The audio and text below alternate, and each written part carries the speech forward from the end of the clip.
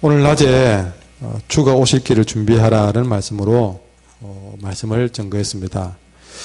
말씀의 내용이 좀 더 많아서 낮 예배 때 이어서 오늘도 저녁 예배에 이어서 계속 말씀을 증거하려고 합니다. 다시 하시도 우리 같이 제목을 읽어봅시다. 시작. 주가 오실 길을 준비하라. 아멘. 주가 오실 길을 준비하는 우리 한길교회 성도 되기를 간절히 소망하면서 오늘 말씀을 증거하고자 합니다. 자, 오늘 저녁에 이제 7절부터 계속 이어지는 말씀은요, 우리가 어떤 마음으로 주가 오실 길을 준비해야 되는가 하는 것이죠. 자, 그 말씀을 우리가 알기 위해서 7절 말씀을 같이 한번 읽도록 하겠습니다. 시작. 요한이 많은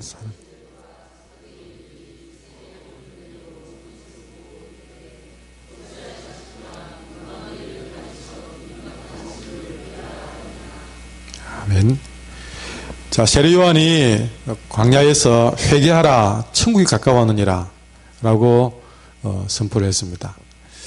여러분, 회개하는 것은 천국을 맞이하는 천국을 내 마음에 부르는 일인 줄 믿습니다. 우리가 회개 그러면 굉장히 참 이렇게 비참해 보이고 그렇게 보일지 몰라도 회개는 천국을 부르는 일입니다. 내 마음의 천국을 세우는 일입니다. 여러분의 마음의 지옥 같은 것은 우리가 회개하지 않아서 그렇습니다. 내 마음에 온갖 죄악들이 살아 움직여서 그 마음으로 회개하지 않고 있으니까 여러분 마음이 늘 불편하고 기쁨이 없고 감사가 없고 지옥 같은 거예요. 그 지옥을 물리치고 내 마음에 드디어 천국이 오게 만드는 것. 그래서 주님이 내 마음에 오시는 것. 주님이 내 마음에 오시는 그 천국이 아니겠습니까? 그래서 그 주가 내 마음에 오실 길을 준비하는 길이 뭐냐? 다른 게 아니라 아주 세례요한은 분명한 어조로 별것 없다, 이것밖에 없다라면서 회개하라고 얘기합니다. 회개하라. 그래서 여러분에게 회개하라고 말해주는 것을 여러분은 감사히 생각하셔야 되는 것이죠. 이렇게 세례요한이 회개하라, 천국이 가까웠다, 회개하면 천국이 온다라고 얘기를 하니까 많은 사람들이 자기의 죄를 자복하면서 세례요한에게 몰려오기 시작했다고 오늘 낮에 말씀을 전했습니다. 여러분, 이렇게 자기가 회개하려 했을 때 사람들이 달려와서 회개하고 몰려오면 여러분 그거는 굉장히 기쁜 일이고 보람 있는 일입니다. 한 사람 한 사람이 얼마나 반갑고 좋은지 모릅니다, 여러분. 여러분, 저 역시도 똑같은 사람으로서 여러분 한 명이라도 더 이렇게 와서 말씀을 듣고 예배드리고 한길교회 교인 되는 것은 여러분 그 누구보다 저는 반갑고 기쁜 일이고 감사한 일입니다. 그걸 여러분들이 아셔야 됩니다. 제가 언젠가 정말 우리 교인들이 말씀으로 삶으로 말씀을 통해 삶이 변화되는 것을 최고로 이긴다, 그렇게 이야기를 하면서 언뜻 이야기가 우리 교회가 수천 명 수만 모이는 것이 목표가 아니다, 그런 얘기를 한 적이 있습니다. 근데 그 말을 곡해 하셔가지고 목사님은 왜 사람들이 몰려오는 걸 싫어해요? 왜 그런 설교를 해요? 그런 얘기를 하는 거예요. 너무나 어이가 없습니다, 여러분. 여러분, 어느 누구보다도 여기서 한 사람을 더 보이면 반가울 사람은 여러분 한 목사 접니다. 강조점이 우리가 수치면 모기 위해서 목회하는 것이 아니라 정말 한 사람을 변화시키는 그것이 더 귀하고 중요한 일이다 강조를 했는데, 그거는 쏙 빼버리고 그렇게 엉뚱한 말만 가지고 왜 그래요 생각하니까 할 말이 없는 것이죠. 다시 말하지만 한 명이라도 더 와서 이 예배 드리고 주님 앞에 구원받는 거 제가 가슴 기뻐하는 일입니다. 세례요한도 마찬가지일 겁니다. 그렇게 회개하라 그러니까 사람들이 몰려오면 얼마나 세례요한은 기쁘고 반갑겠습니까? 환영할 일입니다. 내가 설교를 하는데 거기 와서 설교를 듣고 세례받고 회개하는데 어찌하니 기쁘지 않겠습니까? 근데 여러분, 오늘 7절에 보니까 그런 요한이, 자, 많은 사람들이 그렇게 오는데 그 무리 가운데에서 바리새인들도 있고 사두개인들이 있는데 앞에 성경을 보니까 많은 바리새인들과 사두개인들도 그 무리 속에 따라온 것 같습니다. 이 당시에 바리새인과 사두개인은 그야말로 그 시대에는 종교적으로 굉장히 존경받던 그래서 종교적으로 아주 우위에 있고 아주 떵떵거리는 자리에 있었던 그런 위치에 있었던 사람들이었습니다. 종교적인 것에 대해서는 이 두 사람들에게는 물어보지 마라 할 정도의 그런 사람들이었습니다. 근데 여러분, 세례 요한이 다 반가울 것 같았는데 오히려 그렇게 세례받기 위해서 나오는 바리새인과 사두개인들에게 던진 말은 놀라운 얘기였습니다. 자, 보시면요, 성경 그대로 기록해놨습니다. 요한이 많은 바리새인들과 사두개인들이 자기에게 세례받기 위해서 세례 베푸는 대로 오는 것을 보고 하는 말이 독사의 자식들아, 그럽니다. 독사의 자식들아.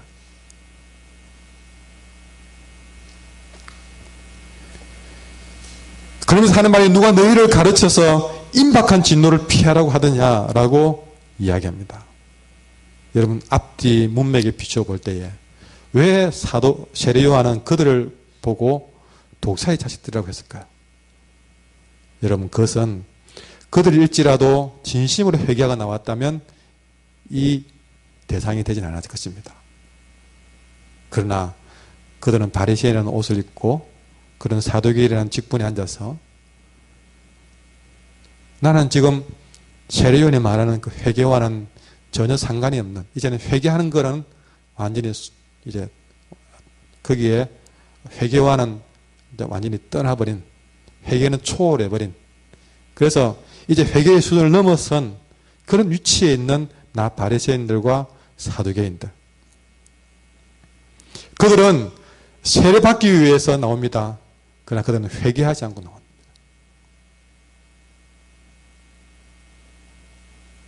이미 누가 봐도 자타가 볼 때에 회개할 거리가 없어 보이는 바리새인과 서기관들, 참 경건해 보이는 바리새인과 서기관들, 어쩌면 사람들이 그렇게 존경하고 높여주니까 정말 자기는 뭔가 된 것처럼 이미 그렇게 다 된 것처럼 되어 있는 그런 회개할 필요가 없다고 생각되는 바로 그런 사람들을 향해서, 그러나 그럼에도 불구하고 세례나 받고 멸망과 하를 피해보고자 마음먹고 나오는 그들을 향해서, 아무리 외쳐도 회개할 것 같지 않은 그들을 향해서 세례 요한은 독사의 자식들이라고 엄포를 놓고 있습니다. 그러면서 너희들 그 임박한 진노를 그런 식으로 피하라고 누가 그러더냐라고 얘기하면서, 한마디로 말하면 이 말을 다시 풀면 너희들은 그 진노를 피할 자격도 없다라고 호통을 치고 있는 것입니다. 그냥 다 나오면, 그냥 교회만 나오면 되는 줄로, 그래서 봉사 잘하고 뭐 그렇게 뭐 이렇게 분위기 맞춰주고 뭐 그러면 다 그렇게 인정받고 되는 줄 알고 있는, 그래서 점점 바리새인 되고 사두개인 되고 있는 그들 향해서 이렇게 참으로 입에 담기도 두려운 이야기로 독사의 새끼들처럼 요리조리 피할 생각만 한다고, 너희들 그렇게 피한다고 해서 임박한 진노를 피할 수 있겠느냐라고 경고를 하고 있는 것입니다.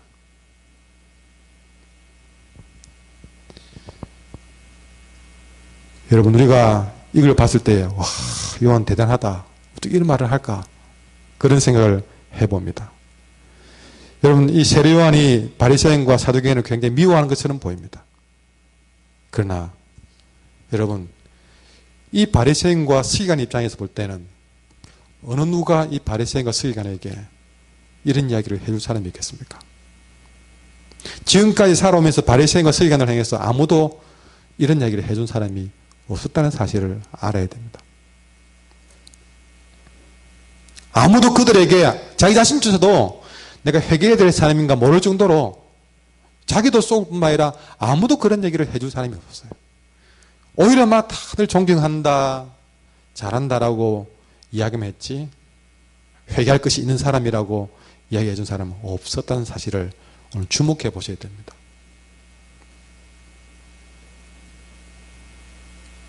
그러나 아무도 이야기하지 않는 그 이야기를 세례 요한은 아주 뼈에 박힐 만큼, 좀 강하게 들을지는 모르지만 독사의 자식들이라고 말하면서 누가 그 임박한 진노를 피하라고 했더냐고 말하면서 그에게 아주 잊지 못할 선본을 하고 있다는 사실이죠.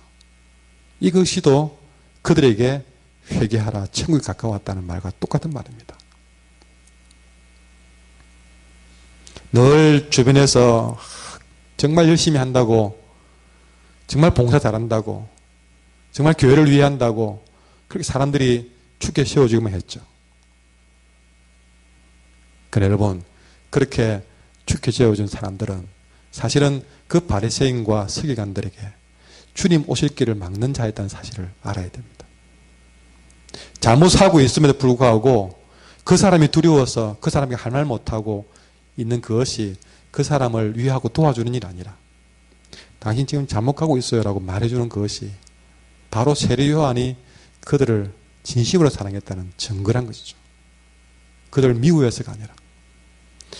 여러분, 이 강단에 서서 말씀으로 여러분이 뼈가 지를 정도로 여러분의 부끄러운 심장을 찌르는 말씀을 전할 수 있는, 들을 수 있는 이 사실을 감사히 여기십시오. 여러분에게 그 말을 해줄 수 있는 목사였다는 사실에 대해서 감사히 여기십시오. 여러분 주변에는 하루만 집사님, 장로님, 권사님 잘한다고 그런 사람이 있을지 모르겠습니다. 그러나 말씀에서 여러분 그런 기대를 하지 마세요. 말씀은 여러분의 정확한 모습을 찔러 쪼개며 들어갈 준비를 하고 있습니다. 그러면 그 말씀을 들을 때에 여러분은 정말 그 말씀이 내게 적용되어서 그 말씀을 구속자적인 적용을 이루면서, 그러나 그 말씀이 아프고 썰어도 나를 살리는 말씀인 줄 알고 그 말씀을 여러분들은 정말 진심으로 아멘으로 받으셔야 됩니다. 그저 하고 잘한다고 그래도 막 그렇게 잘못 살아도 긍휼의 하나님이니까 도와주겠지, 용서해 주겠지, 그래 달래며 위안해주는 그 말에는 여러분 영혼을 죽이는 독과 쑥이 있다는 사실을 아셔야 됩니다. 입에는 달지만 삼키고 나면 여러분 영혼을 삭게 만드는 독이 있다는 사실을 아셔야 됩니다. 그러나 그 말씀이 귀에는 쓰고 입에는 써도 그 말씀을 삼키고 나면 그것은 여러분 인생을 바꿔놓는 약이 될 줄 믿습니다.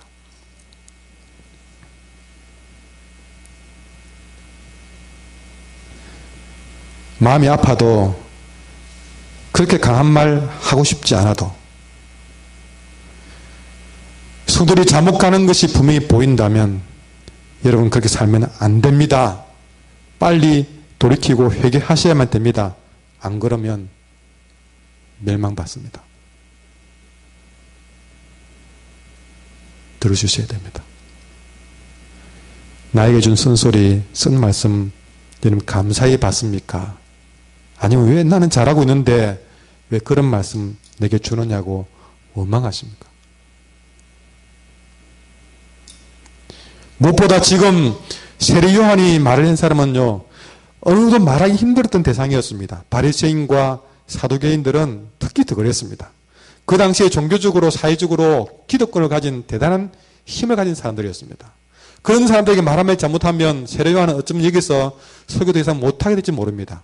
그러나 그럼에도 불구하고 그들을 향해서 담대하게 세례 요한은 회개하라, 너희들에게도 천국이 가까워하느니라 하고 선포를 한 것입니다.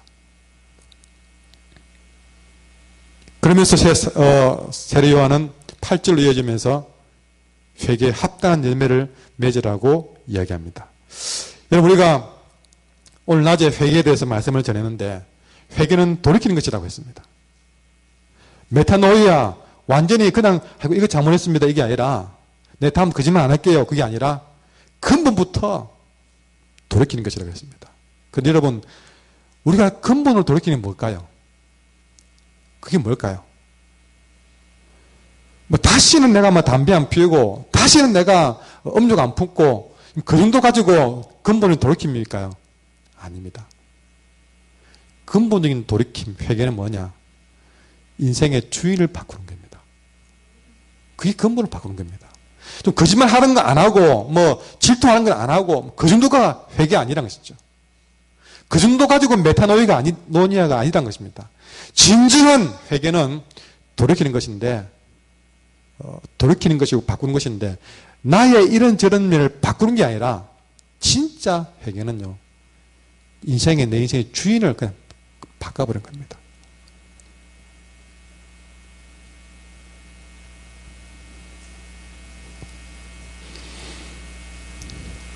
자, 그런 회개를 주인을 바꾸었을 때에 여러분 인생의 열매가 달라집니다. 이번에 한국 축구를 보셔도 감독 하나 바뀌어지니까 이렇게 완전히 분위기가 달라지지 않습니까?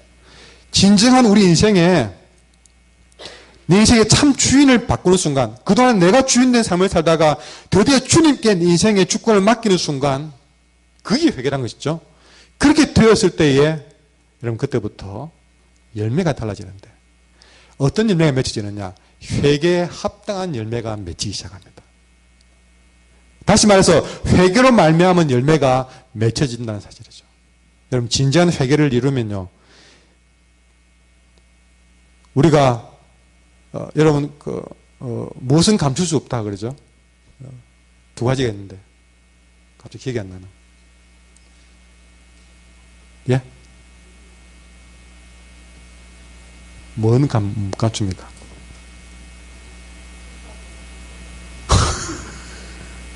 뭘 감추지 못하는 거죠. 예.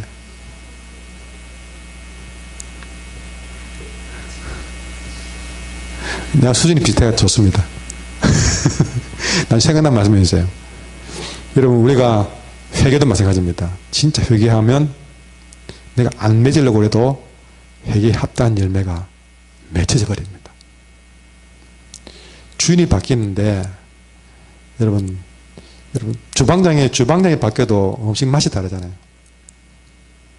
이렇게 한번 배달 음식 시켜보면, 안 가봐도, 쟤랑 맛이 다른데, 그럼 주방장이 바뀐 것이 딱 느껴지거든요. 그런 것처럼, 여러분, 주방장이 바뀌어도 맛이 달라지는데, 여러분, 인생의 주인이 바뀌었는데 어떻게 열매가 안 달라지겠습니까? 회개하면, 내 인생의 주인을 바꾸면, 그게 합당한 열매가 맺혀지게 됩니다. 그래서 당당하게 세례 요한은 그러므로 회개에 합당한 열매를 맺으라고 얘기합니다. 그럼 회개에 합당한 열매가 뭔지 다시 한번 좀 되새겨보고 싶은데요. 이 말씀이 마가복음에 나오고 누가복음에 나옵니다. 근데 누가복음 3장에 보면 똑같은 말씀인데 이게 회개에 합당한 열매를 맺으라고 해놓고 그 뒤에 사람들이 세례 요한이 회개에 합당한 열매를 맺으라 그러니까 그 말에 사람들이 그럼 어떻게 하면 됩니까? 라는 질문을 하게 됩니다. 어떻게 하면 회개에 합당한 열매를 맺습니까? 라고 얘기하니까 누가복음에는 상세하게 기록을 해놨습니다. 그래서 세례 요한이 그 질문 앞에 답을 줍니다.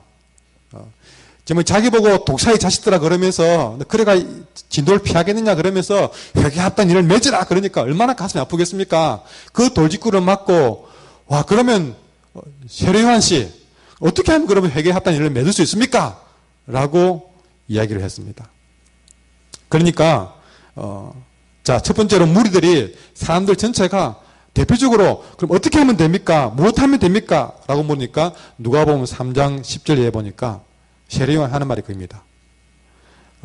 너 옷 두 벌 있느냐?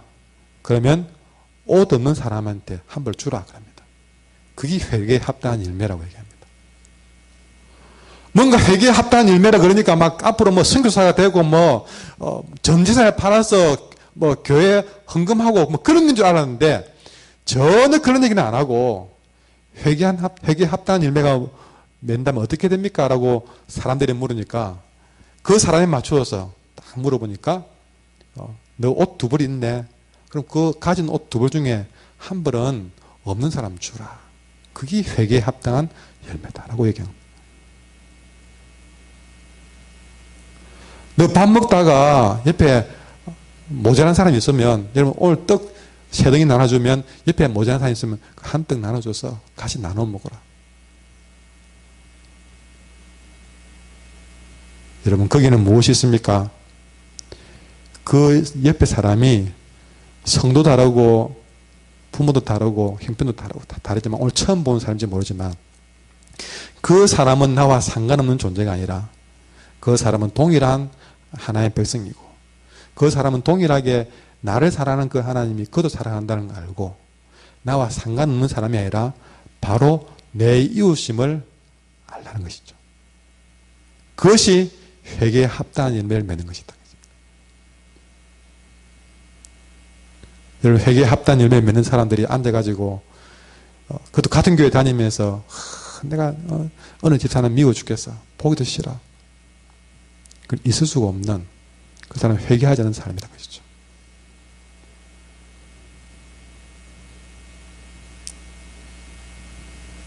그 이웃을 내 자신처럼, 가족처럼 사랑하는 것이 회개에 합당한 열매를 맺는 길이라는 것입니다.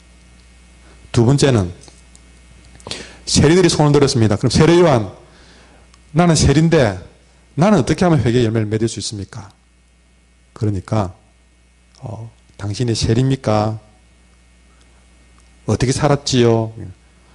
사실은 세리들은요, 국민들을 탄압하면서 그들에게 수탈하면서 생을 사는 사람입니다. 많이 빼앗아야만이 로마 제국에게도 세금을 돌려주고 또 헤로드 왕에게도 세금을 주고 자기도 먹고 살아야 되니까 어마어마한 돈을 뺏어가는 일에 앞장선 사람이었어요. 그러니까 그런 세리가 손을 들어서 나는 어떻게 하면 됩니까? 라고 하니까 세례요한이 하는 말이, 그래요. 당신은 정해진 세금만 받으면 그게 회개에 합당한 열매를 맺는 겁니다. 여러분이 장사하면서 100원짜리 재료 사놓고 여러분 이유는 남겨야 되겠죠. 그리고 평소에 500원, 1000원 팔았던 것. 회개에 합당한 열매 맺는 사람은 딱 그 재료 사는 것에 손해보지 않을 만큼, 거기서 내가 다 기본적으로 살 만큼 딱 이윤 더하고, 내가 전에 500원, 1000원 팔던 것을 300원, 200원에 팔 수 있는가? 그것이 바로 회개에 합당한 인생을 사는 겁니다. 그저 내게 주어진 만큼 거기서 최선을 다하되, 여러분 거기서 우리가 너무 과한 욕심 내지 않고, 그래서 딴 사람을 어떻게 속여 먹든 내가 많이 벌면 된다는 생각으로 살아왔다가, 아니다, 이제부터는 내가 버는 데 있어서 물론 손해 안 보고 어느 정도 기본적인 살만큼의 욕심이랄까요? 생각, 그 이상을 넘지 않으면서 그렇게 내게 주어진 일들을 감당하는 것, 그게 오히려 회개에 합당한 열매라는 것이죠. 그 말도 군인이 손을 들었습니다. 군인이 누가복음 3장 14절에 보니까, 그럼 우리는 어떻게 하면 됩니까? 그러니까 여러분, 그 당시 군인들은 가진 힘을 가진, 무기를 가지고 권력을 가진 사람들입니다. 그런데 그들에게 하는 말이, 네가 가진 힘 가지고 남의 것을 강제로 빼앗는데 안 쓰면 된다. 그리고 군인들이 그래 살면서 특별히 그 당시에 봉급에 대한 불만이 많았던 것 같습니다. 내가 이렇게 나라를 위해서 헌신하는데 이것밖에 안 줘. 그랬을 때에 세례요한 하는 말이, 네가 주는 봉급만큼 만족하면서 살아라고, 그렇게 얘기를 했습니다. 그러니까 내가 가진 힘 가지고 남에게 강제로 힘을 남용하는 일에만 안 써도 너는 회개에 합당한 열매를 맺는 것이다 라고 얘기했습니다. 이 모든 걸 되돌아봤을 때에 하나의 결론은 무엇이냐면, 진정으로 하나님 앞에 회개하며 하나님과의 관계가 회복되면, 이렇게 그가 두벌 가진 사람, 옷을 가진 사람이든 세리든 군인이든 상관없이 내가 함께 생활하는 그 사람을 보는 눈이 달라진다는 사실이죠. 그런 열매가 맺혀진다는 것입니다. 우리가 하나님 앞에 진심으로 회개해서 하나님과의 관계가 회복이 되면 놀랍게도 이웃과의 관계도 회복이 되면서 회개하여 천국이 내 삶 가운데 임하는 것을 경험하게 된다는 사실입니다.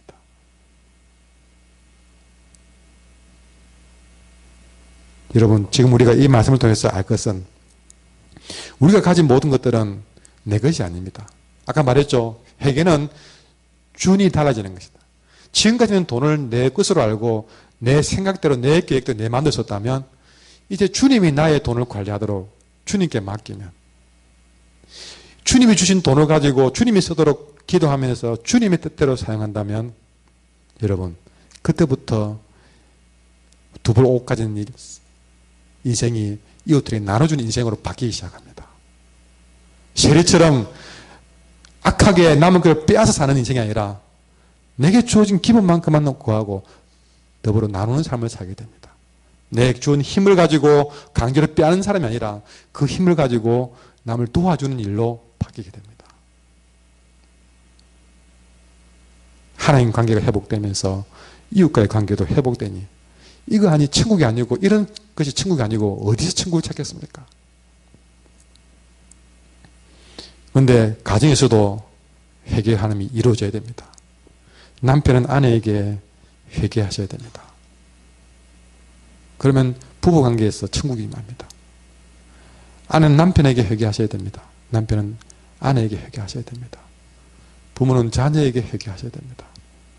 그러면 천국이 이루어집니다.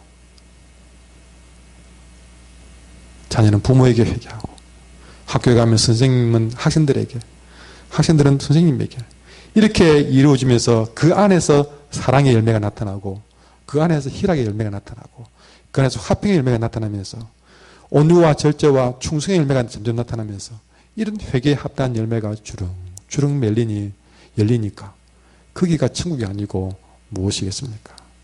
그렇게 생각해 볼 때 회개는 얼마나 복된 일인가? 회개하라. 천국이 가까웠느니라. 아까 문들아 머리들이라 그랬잖아요. 우리가 문을 진정 여는 것, 회개의 문을 활짝 열면 여러분 가운데는 천국이 파도같이 임하게 될 줄 믿습니다. 오늘 나에게 필요한 회개에 합당한 열매는 뭔지를 여러분 고민해야 될 줄 믿습니다. 자, 이렇게 회개에 합당한 열매를 맺으라고 했을 때에 여러분 우리가 이 말씀 앞에서 9절에 보시면 그 다음에 하는 말이 속으로 아브라함이 우리 조상이라고 생각하지 말라. 내가 너에게 이르노니 하나님이 능히 이 돌들로도 아브라함의 자손이 되게 하시라고 이야기하고 있습니다. 여러분 회개해야 될 상황 앞에서 내가 적어도 아브라함의 자손이니 그따위 말 하지 말한 것이죠. 회개하는 일에 네가 아브라함의 자손이면 무슨 소용이 있냐는 것입니다. 다시 말해서 아브라함의 자손이라는 이름 속에 우리는 뭘 넣을까요? 회개하라 그랬으니까 여러분 내가 적어도 목사인데 회개할 게 뭐가 있어? 그따위 생각을 하지 말한 겁니다. 내가 장로인데, 내가 명세의 권사인데, 내가 집사인데 나에게 그런 말을 해요. 속으로 네가 아브라함이라고, 아브라함이 우리 조상이라고, 속으로 내가 목사라고, 속으로 내가 장로라고, 권사라고 생각하지 말라. 네가 그런 생각한다면 하나님이 이 돌들 가지고 아브라함 자손 될 수 있게 했다.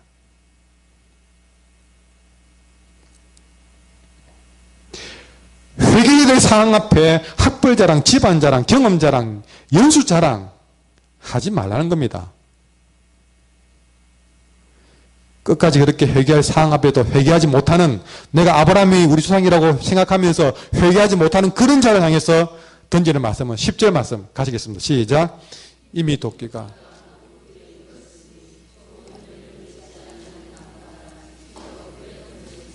아멘. 중요한 사실은 여러분 회개하고 안 하는 우리의 선택의 문제가 아니다. 내가 그 앞에서 학벌 자랑, 아브라함의 우리 조상이다 그런 자랑 하고 쓸 리가 없다는 사실입니다. 왜? 도끼가 남뿔에 놓였다는 사실이죠. 이미 도끼가 내 머리 위에 놓였다는 사실입니다. 그 말은 여러분 너무나 긴박한 상황에 놓였다는 사실이죠. 지금 다 교양 있게 보이고 다 좋은데요. 혹시나 여러분 속이 안 좋아서 지금 아주 배가 폭발할 지경까지 와 있다 그러면 여러분 교양 따지겠습니까? 없습니다. 참고 참았는데 이제 도무지 못 참겠다 그러면요 못 잡니까? 귀경길에 차가 다 막혀서 휴게소도 아니고 차 속에서 신호가 다 와버렸는데 어찌해야 되겠습니까? 여러분 그때는 교양도 없는 거예요. 그보다 더 겁난 것은 도끼가 나무뿔에 놓여있다는 사실. 여러분 좋은 일을 맺지 못하는 자는 다르게 말하면 뭐겠습니까? 회개에 합당한 예비를 못 맺는 사람이 이 사람입니다. 아직 나는 회개할 때가 아니에요. 나는 회개할 이유가 없는 사람이에요. 그리 말하고 있는 사람이에요. 그런 자에게 뭐랍니까? 찍혀서 불에 던져지리라고 말합니다. 회개의 좋은 열매를 맺지 아니하는 나무마다 찍혀서 불에 던져지리라. 여러분, 우리는 어떤 치욕을 당해도 우리는 구원을 위해서 우리는 소리 질러야 됩니다. 정말 지금까지 내가 어떤 삶을 살아왔던 회개에 대한 순간에 이것저것 따질 것 없이 여러분, 이 긴박하고 급한 상황에서 두말할 필요 없이 우리는 회개하셔야 됩니다.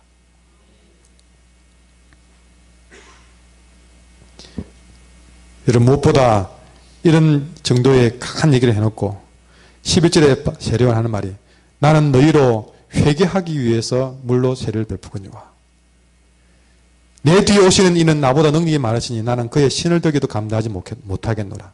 이런 얘기를 합니다. 여러분, 지금까지 10절까지만 하더라도 정말 이 세례요한은 아주 막 강하고 아주 엄한 인상을 가지는데 갑자기 11절 들어오면서 나는 아무것도 아니다라고 말하면서 나는 그저 물로 세례주지만 나보다 능력 많으신 분이 오실 것인데 그분은 성령과 불로 세례를 주는데 나는 그의 신을 되기도 감당치 못하겠다고 자기를 확 낮추게 됩니다. 바리새인과 사두개인에게는 어마어마하게 당당한 회개의 메시지를 전파하던 그런 당찬 세례요한이 예수님 앞에서는 매우 순한 양처럼 자신을 낮추는 그리고 그분을 높이는 모습을 보여주고 있습니다.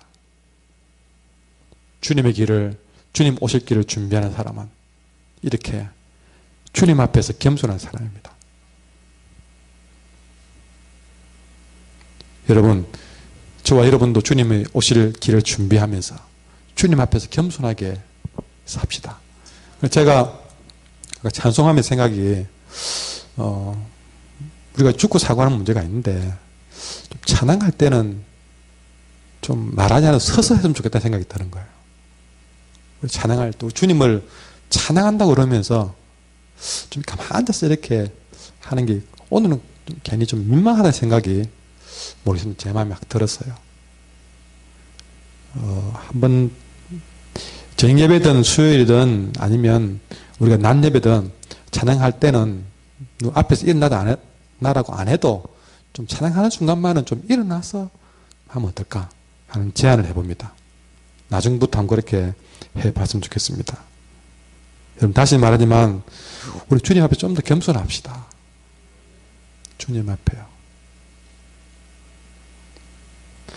주님 앞에도 겸손하고 하나님 말씀 앞에도 겸손하고 교회 와서 겸손하고 좀 우리가 좀 사랑의 하나님이란 그 이름 아래 너무 우리가 좀 너무 건방져서 죄송하지만 이스라엘 사람들은 이 성경을 인쇄된 성경이 없고 필사를 했지 않습니까?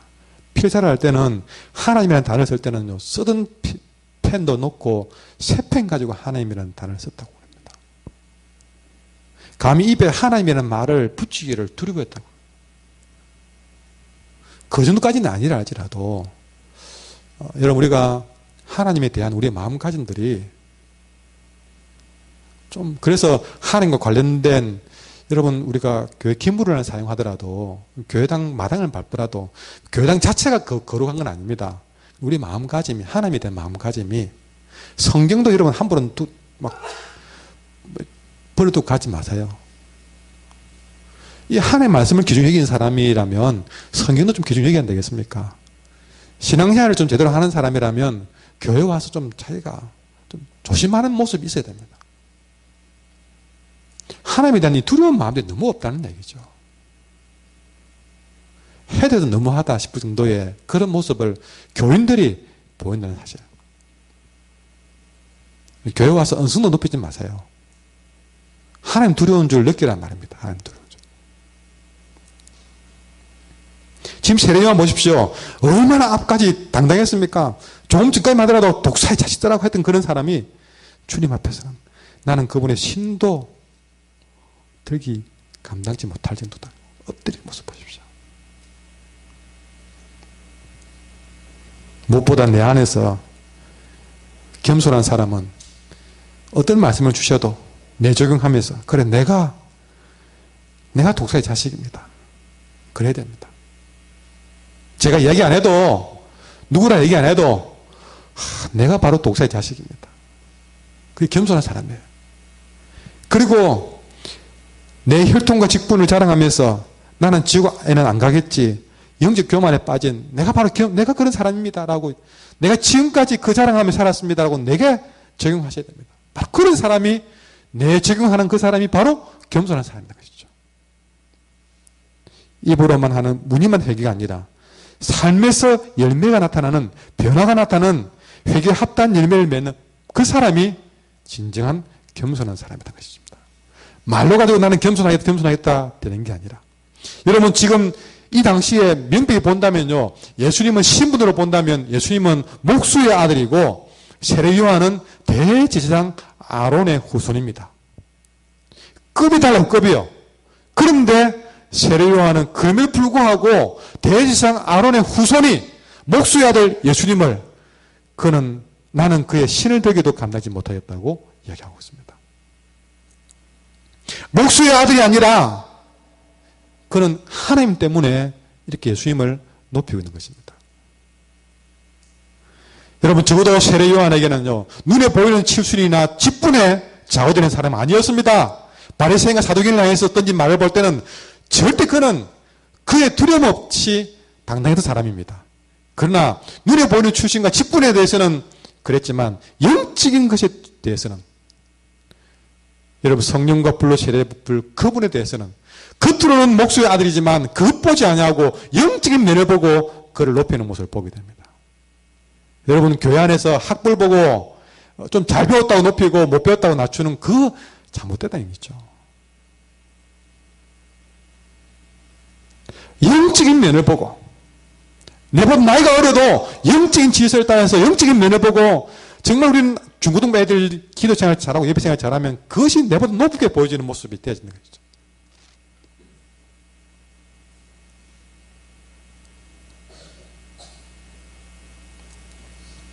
그 사람의 출신이나 눈에 보이는 직분의 스펙에 존경을 보이는 것이 아니라 그 사람의 영성을 보고 진심으로 그것을 존경할 줄 아는 사람, 그 사람이 회개 합단 예매를 맺은 사람이다 것입니다. 늘 그러잖아요. 여러분들 전사님들한테 말 함부로 놓지 말라고요. 분명히 그런 사람은 그 전사님이 설교할 때 은혜 못 받는 사람입니다. 정말 기급할 때 많습니다. 김전서 이러고 봐. 이런 사람의 이런 모습을 볼 때 있습니다. 말도 안 되는 모습입니다. 내 아들 같더라도 평상시에야 뭐 아들같이 동생같이 대할 수 있겠지만 그래도 저분들이 대단해서 그렇게 하라는 겁니까? 여러분 저 역시도 담임이지만 부역자 솔직히 저는 부역자로 클 때에 보면서 담임 목사님에게 막 매도 맞을 뻔했습니다. 그러나 저는 그게 아니라 생각했거든요. 제가 섬겼던 한길교회에서는 모르겠습니다. 저는 말 한마디도 함부로 안 합니다.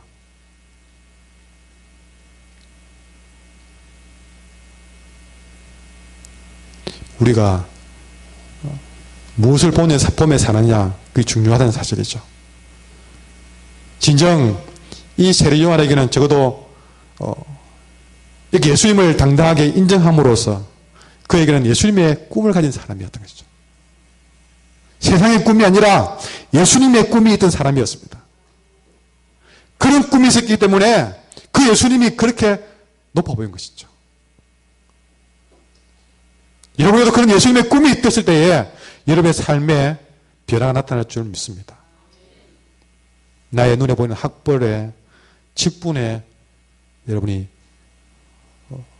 그로 인해서 흔들리는 사람이 아니라 정말 그 사람의 영성을 보고 존경할 수 있는 그런 한길교회가 되기를 바랍니다. 12절에 가니까 이제 더 나가서 손에 키를 들고 왜 회개를 해야 되는지 결론을 짓고 있습니다. 12절 가지겠습니다. 시작.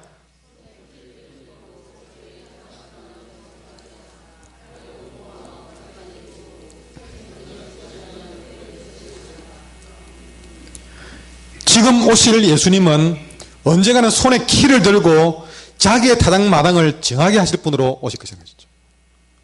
이것이 세례 요한이 그분을 두려워하는 이유 중에 하나였습니다. 예수님은 사랑의 주님이십니다. 우리를 위해서 십자가에서 못 박혀 죽을 만큼 우리를 사랑하시는 분입니다. 우리의 구원만 생각하시는 분입니다. 그러나 그분은 심판의 날에는요, 그런 분은 오시지 않는 것입니다. 주님이 다시 오실 때에는 그분은 손에 키를 들고 자기의 타당마당을 정하게 하기 위해서 오실 것입니다. 이미 주님은 오셨습니다. 우리의 구원을 십자가에 이루었습니다. 이제 주님 다시 오실 때는요, 그분은 또 십자가에 달리기 위해서 오시는 것이 아니라 이제는 정말 이 땅에 예수 믿는 자와 믿지 않은 자, 회개한 자와 회개하지 않은 자를 자기의 타당마당에서 구별하여서 알곡은 모아서 곳간에 데리고 쭉정이는 끄지지 않는 불에 태우기 위해서 이 땅에 오실 것입니다. 늘 사랑의 주님이라고 여러분 헷갈리지 마세요. 다시 오실 때는 끝까지 회개하지 않는 자에게는, 끝까지 쭉정이로 살아가는 자에게는 그분은 여러분을 불에 태우기 위해서 오시는 두려운 분이십니다. 근데 여러분 오늘 본문에서 무엇을 말씀하고 있느냐? 주님이 오실 때까지는, 그래서 구원과 심판이 확실히 나눠지기 전까지는 이 세상이 알고가 쭉정이가 같이 존재를 한다는 사실입니다. 이거는 여러분 우리가 깜짝 놀라셔야 될 일입니다. 우리가 교회당에 왔다 해서 다 알곡이 아니라는 사실입니다. 이것이 언젠가는 주님의 타당마당이 될 것인데 그분이 손에 키를 들고 와서 여러분 그 키를 가지고 여러분 알곡과 쭉정이를 쳐 나를 때에 여러분 놀랍게도 이 안에서도 알곡과 쭉정이로 갈라선다는 것입니다. 근데 그때까지는 알곡과 쭉정이를 그대로 같이 있게 한다는 것이죠. 가라지 비유에도 하인들이 와서 가라지가 근데 어떻게 할까요? 뽑지 마라 그럽니다. 수수 때가 되면 알아서 뽑겠다고 얘기합니다. 그때까지는 가라지와 알곡을 그대로 두라고 얘기했습니다. 여러분 이 교회에도 알곡과 쭉정이를 같이 있도록 한다는 사실이죠. 근데 여러분 그냥 있는 게 아닙니다. 하나님이 지금 하기 싫어서 안 하는 게 아닙니다. 쭉정이를 그대로 둔 이유가 있다는 사실입니다. 쭉정이가 있어서 알곡을 깨어나게 하십니다.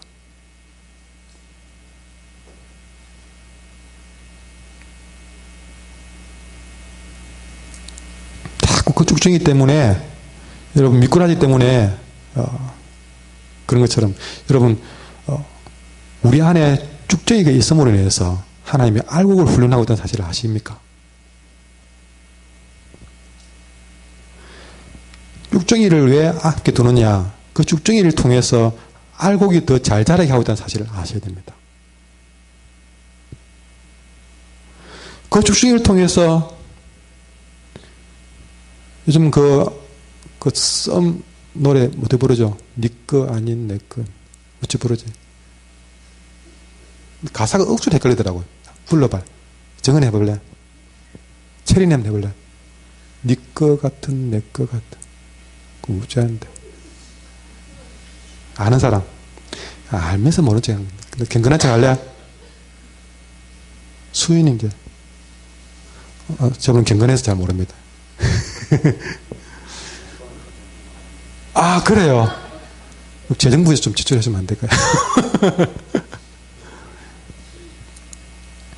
여러분, 우리가 이 사실은 우리 정신을 바짝 차려야 될 일입니다.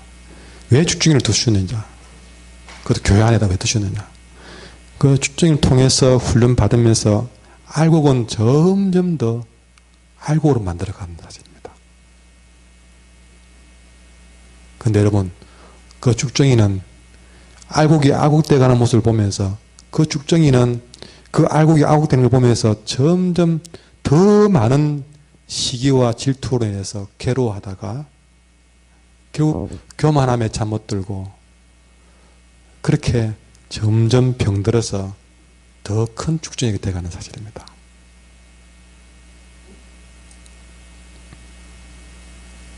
이건 아주 두려운 얘기입니다.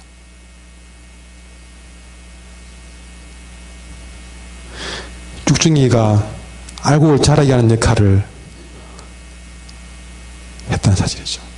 그러면 아이고, 그 쭉정이 그 때문에 아국됐으면 그 쭉중이도 아국된 역할을 했으니까 천국 가겠습니까?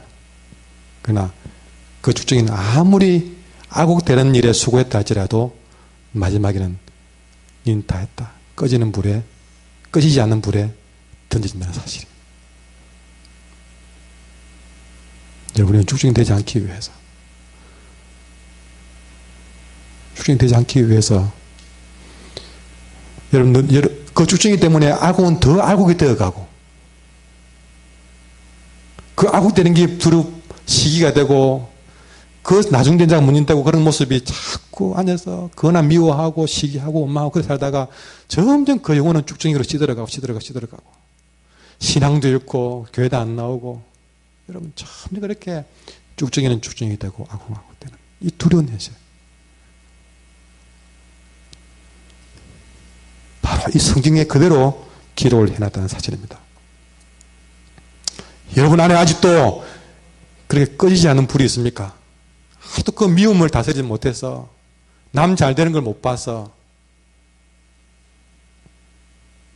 내가 먼저 왔는데 뒤온 지가 뭘 하고 있다. 그게 불만이 되고 원망이 되고 그게 여러분 안에 꺼지지 않는 불이 되어서 기도도 기도가 안 되고 예배도 예배가 은혜 안 되고 그 꺼지지 않는 불 이러면 안 된다 하면서 그게 꺼지지 않았어. 그 시기의 불이 꺼지지 않았어. 그 꺼지지 않는 다툼의 불, 미움의 불, 교만의 불이 꺼지지 않았어. 여러분 점점 쭉중이 되고 있다는 사실을 여러분 두려운 마음으로 아셔야 됩니다. 그렇게 살다가 내 인생이 그 안에서 자꾸나 그렇게 아국되는 사람을 찌르기나 하고 봉사하는 사람 봉사 못하게 만들고 정말 기쁘게 섬기는 사람을 그렇게 기뻐하지 못하게 만들면서 그렇게 꺼지지 않는 쭉중이 노릇하다가 결국에는 그 꺼지지 않는 미움과 다툼의 불에 자기가 다 태워진 인생은 살지 말자는 것이죠. 중요한 사실은 이 꺼지지 않는 이 시기와 다툼과 미움의 이 불들은 무엇을 끌 수 있느냐? 그때그때 선포되는 말씀과 기도로 끄지 못하면 그 불을 끌 수 있는 것이 없습니다. 말씀으로 안 다스려지는 그 불은 그 무엇으로도 끌 수가 없습니다. 어리석은 사람은 꺼지지 않는 불처럼 끊임없이 돈 따라다니다가 더 큰 돈의 불을 만나게 되고 꺼지지 않는 불처럼 끊임없이 사람 의지하다가 더 센 사람 만나서 그 큰 불에 인생을 망치게 되고 그 돈 때문에 그 사람 때문에 잠도 못 자고 그렇게 근심과 고통에 꺼지지 않는 불 속에 쭉쭉 인생이 되어가고 있다는 사실을 우리는 깨달아야 됩니다. 나는 지금 꽉 찬 알곡으로 자라고 있는지 아니면 쭉정이로 시들어가고 있는지 주님 심판으로 임하실 때에 내가 알곡으로 서게 될지 쭉정으로 서게 될지 우리는 오늘 내 자신을 돌아보지 않으면 안 된다는 것입니다.